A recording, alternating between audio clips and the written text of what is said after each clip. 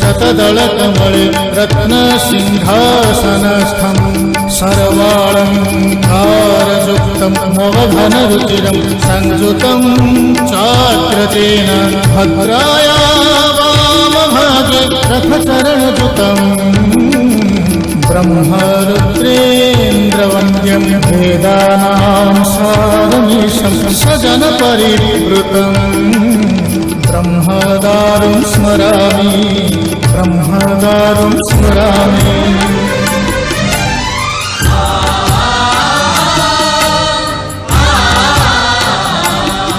तुमे अनंत क्षय हे जगन्नाथ, तुमे अव्यक्त अक्षर हे जगन्नाथ।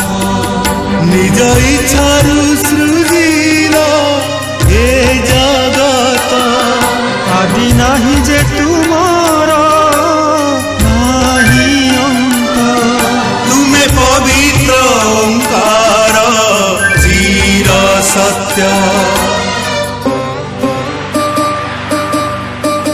नील सिंधु तीरे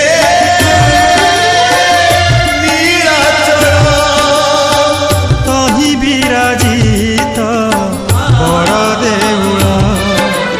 दारु ब्रह्म रूपे हे विश्वपालन, उड़ाओ पताका पतित पावन।